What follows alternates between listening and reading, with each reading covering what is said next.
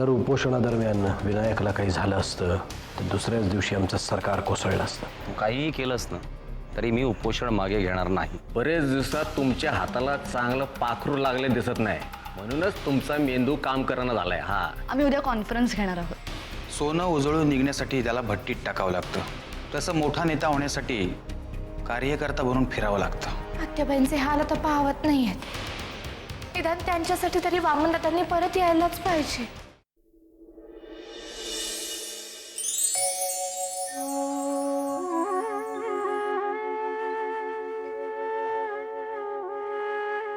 आजचा दिवस रंगांची उधळण करण्याचा दिवस. मनात साठलेल्या अंधारावर रंग टाकून माणसं सगळा राग लोभ विसरून जातात. एकमेकांना रंगामध्ये न्हाऊ घालतात. पण आज तुझ्याच कृपेमुळे आमच्या घरातल्या सगळ्यांनी एकमेकांकडे पाठ फिरवली. माझ्या संसारातला सगळा रंगच काढून घेतलास तू. बोका बोका केलास माझा संसार. पण घाबरू नकोस, या रंगपंचमीच्या आनंदापासून मी तुला दूर नाही ठेवणार. कारण तू माझ्याशी कसाही वागलास तरी मी आयुष्यभर तुझी पूजाच करत राहणार.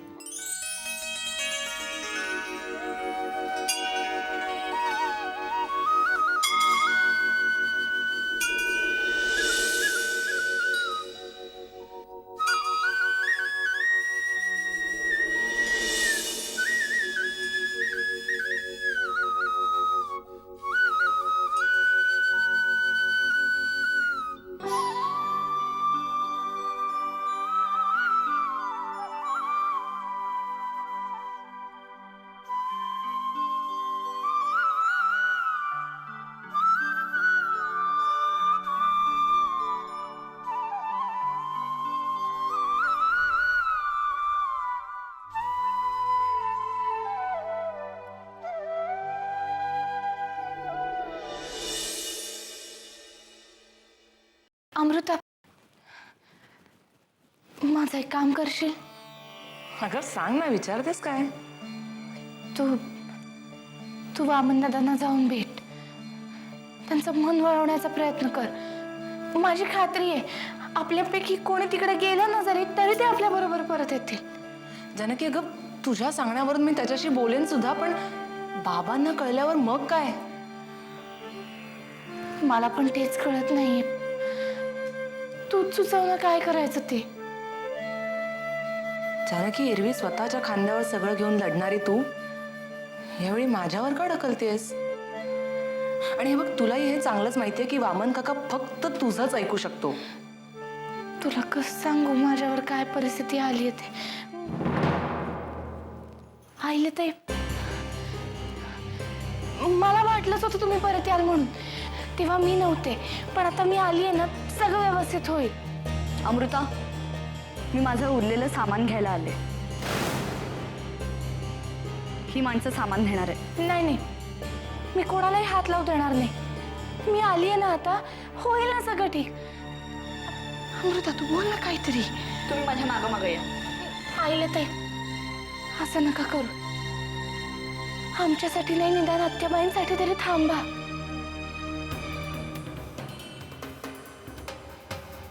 अमृता, देवाच्या कृपेने आईले तर इकडे परत आल्यात. माझं ते ऐकणार नाहीत, पण तू काहीतरी बोल ना. जानकी प्लीज, मी तिच्याशी काही बोलणार नाहीये. उगाच शब्दाला शब्द वाढायला नको. अगं, ही वेळ गप्पा बसण्याची नाहीये. अगं पण तुला असं का वाटतंय ती आपलं ऐकेल म्हणून? प्रेमाच्या शब्दांनी फरक पडतो. पांडुरंगा शपथ. ठीक आहे काकू.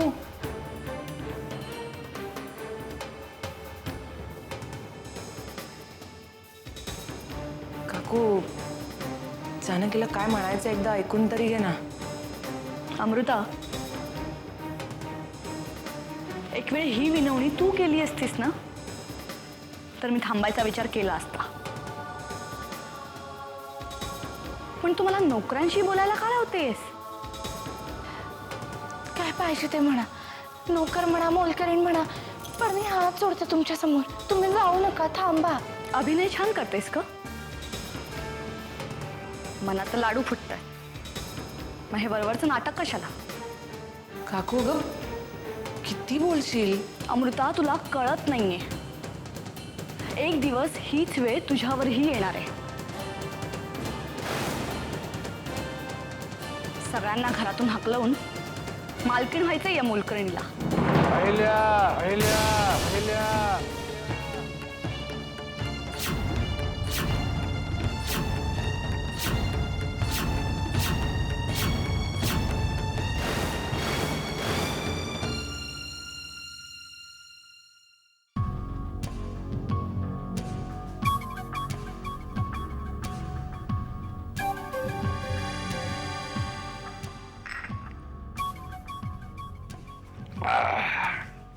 अभिनंदन, एकदाच गंगेत घोडं आलं. काय झालं? हेड ऑफिस मधून फोन आला होता. परवा अहिल्याबाईंच्या नावाची घोषणा होणार आहे. शी वाचत गाजत मिरवणूक काढूया. त्या नरशिवाचं डोळंच फिरलं पाहिजे करेक्ट. मला त्याचे फिरलेले डोळे नाही बघायचेत जना, त्याच्या आबरूचे धिंडवडे निघालेले बघायचेत. तिकीट घोषित होण्याच्या आधी त्याला किती नागवता येईल ते बघा. अगं, अहिल्याच्या नुसत्या नावाच्या घोषणेनं त्याला तोंडात मारल्यासारखं होईल. आणि निवडून आल्यानंतर काय त्याच्या समोर आत्महत्येशिवाय पर्यायच राहणार नाही. त्याला जगवा. मी किती वेळा सांगितलंय तुम्हाला, त्याला जगवा. कारण खाली मान घालून जगणं हे मृत्यूपेक्षाही भयंकर असतं. तू चिंताच करू नकोस. माझ्या लक्षात आलंय तुला काय म्हणायचं ते. मग कामाला लागा. आणि हो, तो टाचे खाली आलाय म्हणून चिरडला जाईल असं समजू नका. खबरदारी घ्या. नाही नाही, नुसतं चिरडणार नाही, तर पिठाच्या गिरणीतल्या धान्यासारखं भरडून काढणार आहे त्याला. यावेळी त्याची सुटका नाही. आजच अहिल्याबाईची भेट घेतो. ती अजून एवढी मोठी झालेली नाहीये की तू तिची भेट घ्यावी. या कामासाठी कर्व्यांना पाठव. आपण तिच्यावर उपकार करतोय याची तिला जाण करून दे. आणि येत्या 2 दिवसांमध्ये नरसिंहाला जेवढं बदनाम करता येईल तेवढं करा. जशी आज्ञा. लगेच कामाला लागतो.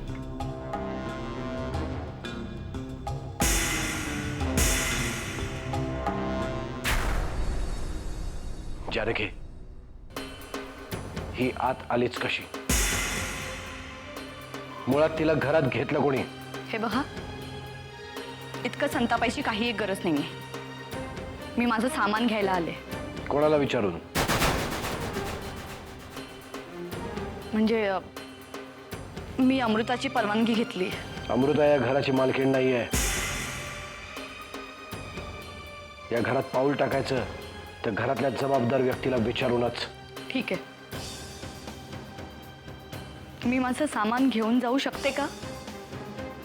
परवानगी तीच व्यक्ती देईल जिच्या कमरेला चाव्या आहेत.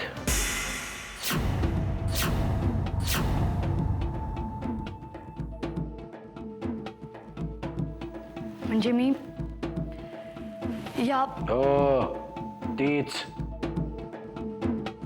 जिला तू आता मोलकरीण म्हणालीस. तिचीच परवानगी घ्यावी लागेल तुला. आणि जर लाज वाटत असेल तर चालती हो.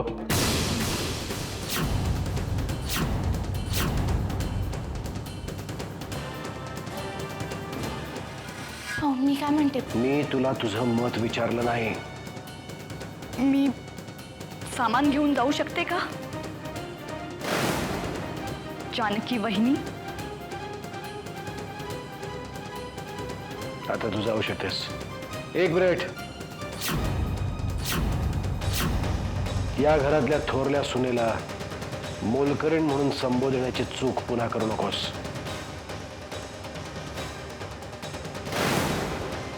आजपर्यंत या घरातले म्हणून तुला माफ केलं, यापुढे परिणाम वाईट होतील.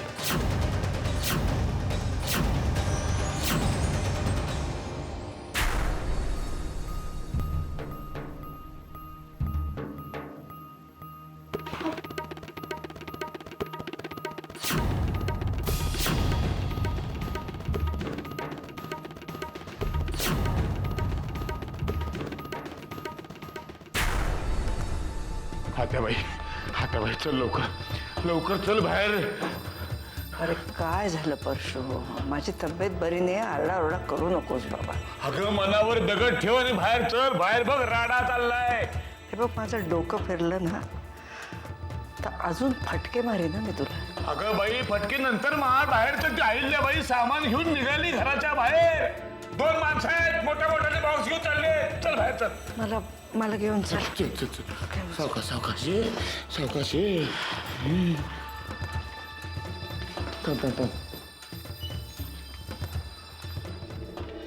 एक वेळ या खोक्यातल्या माझ्या वस्तू फुटल्या ना तरी चालतील, पण या घरातल्या एकाही वस्तूला धक्का लागता कामा नये. जा.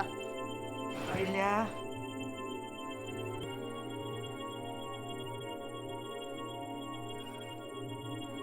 अगं कधी आलीस? आता निघायची वेळ झाली. आणि हो, तुमच्या थोरल्या सुनेची परवानगी सुद्धा घेतली सामान हलवण्यासाठी. आता तुम्ही तर आता तिच्या पायाच पडायला लावाल. का असे आयुष्यभराचे संबंध तोडल्यासारखं बोलतीयस? तुम्ही का 2 दगडांवरचे खेळ खेळताय? एकीनं टोचायचं, दुसरीने फुंकर मारायची. तुमचा जो खरा रंग आहे ना तो आता सगळ्या जगासमोर आलाय. त्यामुळे आता तरी सुधरा. अगं पण मी काय केलं ते तरी सांग. मला आणि माझ्या नवऱ्याला आधी किड्या मुंग्यांसारखं चिरडायचं आणि मग सहानुभूतीची फुंकर मारायची. बस झालं अहिल्याबाई, बस झालं. समोरचा माणूस शांतपणे ऐकून घेतोय ना, काय वाटेल ते बोलायचं नाही सांगून ठेवतो. परशु, आता मी बोलतीये ना, मग तू जरा गप्प बस ना बाबा. नाही, बोलू द्या ना. जे काही शिकवलंय ते बोलू द्या. त्यामुळे अहिल्याचं नाक ठेचलं जात आहे आणि तसंही तुम्हालाही तेच हवंय. बरं झालं आज माझा नवरा माझ्यासोबत इथे आला नाही, नाहीतर त्यांची उडली सुडली आशा सुद्धा संपली असती.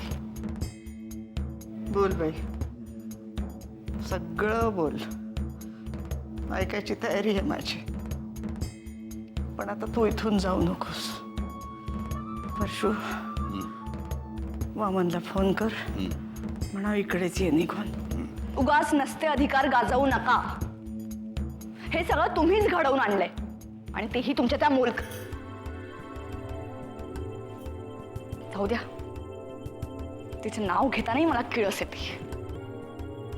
खरं तर या घराशी तुमचा काय संबंध आहे? लग्नानंतर 4 महिन्यांनी ही पांढरी साडी नेसून इथे आला आणि आमच्या सगळ्यांच्या संसाराची राख रांगोळी करायला निघाला. गप्प बसा. हिला सांगा आत्याबाई, थोबाड बंद कर म्हणा. नाही तर मी आत्या इथल्या इथं जीव देईन. परशु भाऊजी, तुमची ही जी काही नाटकं आहेत ना ती यांच्या समोर करा, माझ्या समोर नको. कारण मला माहिती तुम्ही दोघंही नाटकी आहात.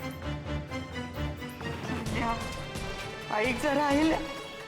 इतकी नालायकासारखं बोलून गेली तरी तुम्हाला ती हवीच घरात. हा काय होते आत्या? बस इथं. बस बस बस बस ग बाई बस.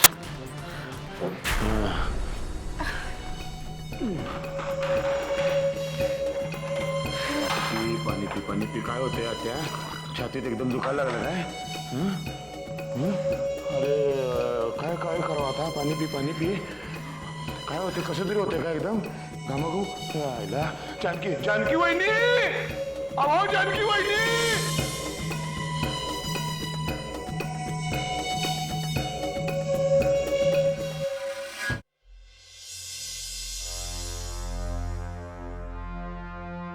जानकी, अगं तू का रडतीयस? हे बघ, जे काही घडलं त्यात तुझी काहीच चूक नाहीये की नाही. पण मधल्या मध्ये माझी घुसमट होतीये त्याचं काय? त्यांना काही जरी सांगायला गेलं तरी हे माझ्यावरच चिडतात. तूच मला सांग, वामन दादांनी मला मुलीसारखं सांभाळलंय, त्यांना एक फोन पण नाही करायचं का मी?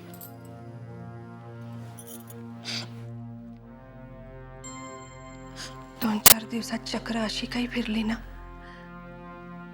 की काही काळाच्या आतच सगळं घडून गेलं. अहिल्याताईंचा फोटो त्या युगंधराबाईंबरोबर पेपरात छापून आला आणि सगळी गणितच बदलली. मला एक कळत नाही, दुसऱ्याची घरं संसार उद्ध्वस्त करणाऱ्यांना समाजामध्ये मानाचा स्थान मिळतच कसं? तुमचं राजकारण तुमच्यापाशी, आमच्या चुलीपाशी कशाला आणताय? राजकारण आपल्या चुलीपाशी आलं नाही जानकी. अहिल्याताईंनीच त्याला आमंत्रण दिलंय. सुमिताई, आपल्याला माहिती आहे ना ते तशाच आहेत म्हणून, पण हे मोठे आहेत ना, यांनी नको समजून घ्यायला. कशाला बोलले अहिल्याताईंना असं तसं? त्या मला मोलकरण म्हणतात, नोकर म्हणतात. देवा शपथ मला काही वाटत नाही. या घरात मी मोलकरीण म्हणून तर आले ना, पण अहिल्याताईंना माझी माफी मागायला लावून त्यांनी आम्हाला दोघींना एकमेकांपासून आणखीन तोडलंय. जाऊ दे जानकी, मोठ्यांचे अहंकारही मोठेच असतात. हे बघ, या सगळ्यावर काळ हेच औषध आहे. मध्ये काही दिवस जाऊ दे, सगळ्यांचे राग शांत होतील. हे बघ, तू नको मनाला लावून घेऊस. हे प्रकरण सोडवण्याचा तू जितका जास्त प्रयत्न करशील ना, तितका जास्त गुंता होईल. कुठे प्रयत्न करता येतोय मला? यांच्या शक्तीने बांधून टाकलंय मला. हो वहिनी, हो चला लवकर तिकडे. आईला बघा, आत्याबाईला काय बोलली. हो आत्याबाई कसं करायला लागली बघा लवकर. चला चला चला.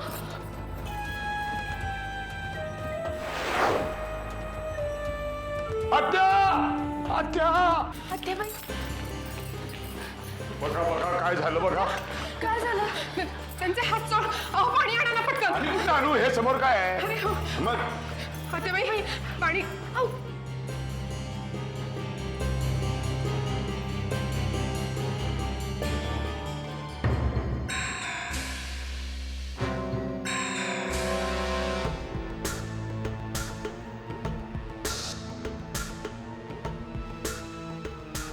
या अहिल्यानं आत्याबाईचं पुरतं वाटोळं केलं.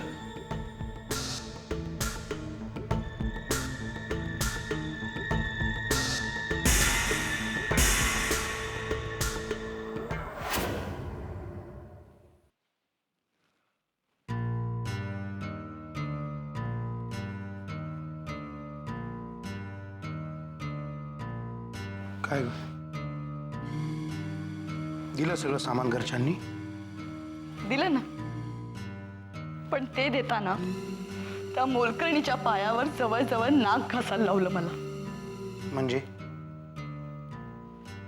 म्हणजे जानकीच्या परवानगीशिवाय घरातल्या कुठल्याही वस्तूला हात लावायचा नाही अशी सक्त ताकीद दिली होती तुमच्या भावाने.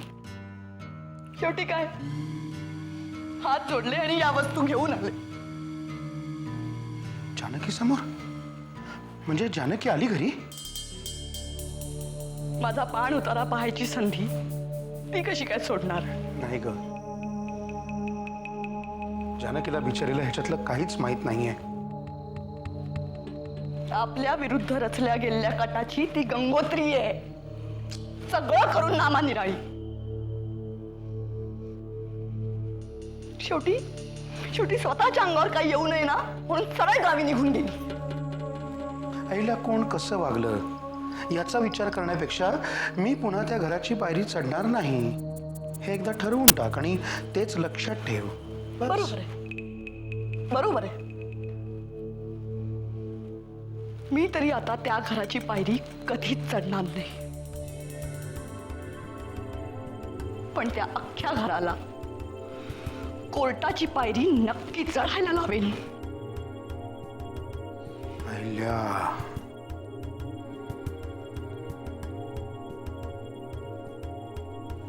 तुला खऱ्या अर्थाने स्वतःचा विकास करायचा असेल ना, तर ह्या अशा छोट्या छोट्या गोष्टी आहेत ना, त्या सोडून द्यायला शिक. भोळेपणाची झापडं तुम्ही पांघरली आहेत, मी नाही. झालेल्या अपमानाची परतफेड कशी करायची हे मला चांगलंच कळतं.